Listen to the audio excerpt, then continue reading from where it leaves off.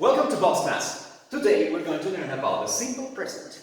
But what is a simple present? Okay. Simple present is an action that refers to habits, real facts, routines, or daily activities.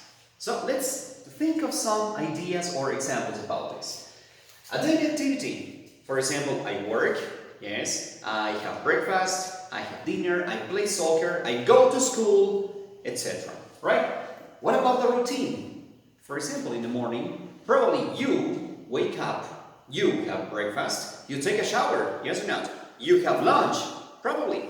Those are routines. What about habits? Like for example, habit, I play soccer on weekends. Okay, that is a habit. And what is a real fact? What is a real fact? You see the moon at night. Yes? That is a real fact. You cannot change it. So how do we use the simple present? Let's pay attention to these examples here. I run 2 kilometers every day. Peter works in a hospital. The sun rises every morning.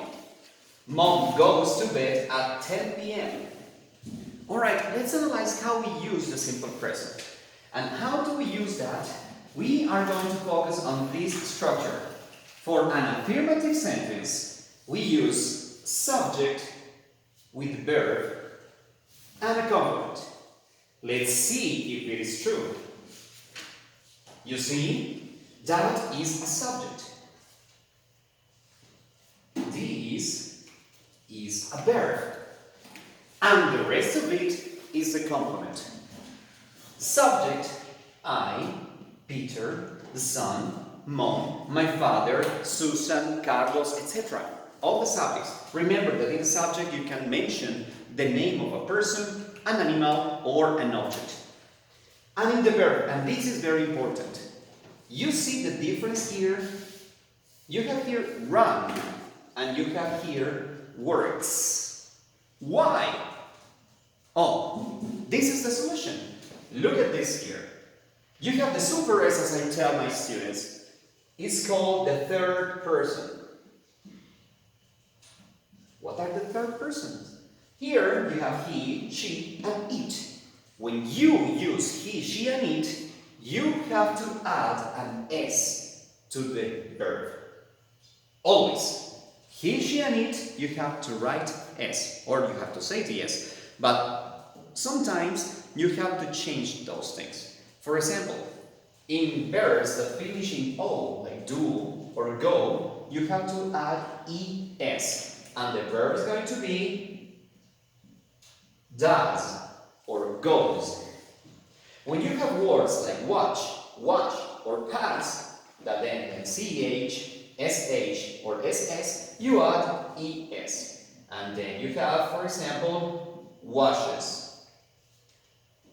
And in the case that you have a verb that ends in Y, but you have a consonant before the Y, you change the Y and you write IES, and you have studies. Alright? And what happens when I have the first persons? Here, like I, you, we, and they. In this case, you use the base form of the verb. For example, the verb work. Yes? You can say, I work. But if you want to say he, she, or it, you say she, he, or it works. And this is the affirmative sentence. Okay? Now let's pay attention to the complement. In the complement you can use places, you can use other names if you want, you can use time, yes, or you can use frequency. We're going to check frequency later. But basically a complement is what complements the action. For example, I eat. Eat what? Oh, I eat pizza. Very good. So that is a complement. Pizza is the complement in this case. So all of this is the affirmative way. So let's make a pause and let's continue with negatives.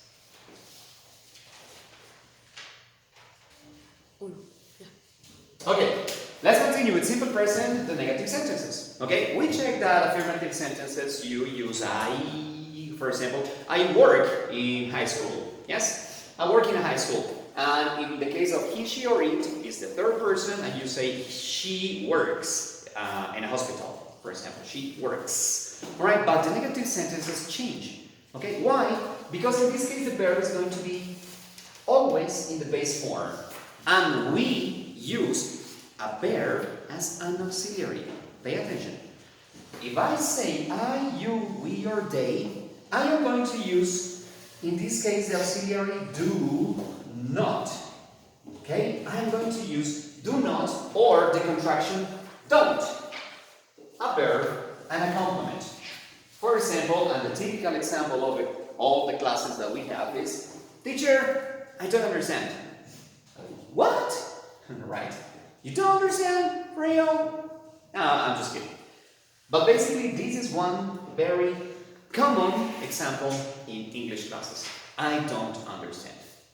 But that happens when I have I, you, we, or they. Remember, I don't, you don't, we don't, they don't. Now, if I want to use he, she, or it, or one person, for example, Carlos, or only Mary, one person, or my dog, one dog, or my car, one car, in that case, I say does not. Does not. Don't pronounce like those or those, no. Does not. Alright? And look at this, the verb has to be in the base form.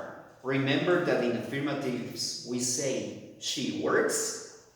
In negative we say that doesn't speak Japanese. So he does not, she does not, it does not. Or the contraction doesn't. Okay, pay attention. Doesn't. Right? So we have that doesn't speak Japanese. Alright? Remember, I don't understand, you don't understand. He doesn't speak Japanese, she doesn't speak Japanese. Remember, the verb in the base form. So if you want to write, she doesn't speaks Japanese, that is not correct. So let's make a pause and let's continue with questions. Let's continue with yes-no questions, alright? In yes-no questions, the structure changes because we have to use auxiliary first. So, we start with do, I, you, we, or they. Yes, the verb in the base form and the complement. Right? So, for example, here we have do, they play soccer, and the two possible answers are yes or no. And in this case, you can use the auxiliary to make short answers. And in this case, you have yes, they do. Why they? Because the question is they. Yes, they do. Or no, they don't. Okay? Very good. And in the case of he, she, and it, you have does he, does she, does it, and the verb in the base form. And of course the complement. Example. Does she eat meat? Yes, she does. No, she doesn't. Why she? Because the question is she. Now, I have a question. Do you understand? What are the possible answers? True. Yes, I do. Or no, I don't. And this is yes-no questions in simple present. I hope that you understand everything. Don't forget to share this class with your friends. Alright? Thank you very much. See you next class in Bob's class with information questions and of course frequency adverbs. Have fun.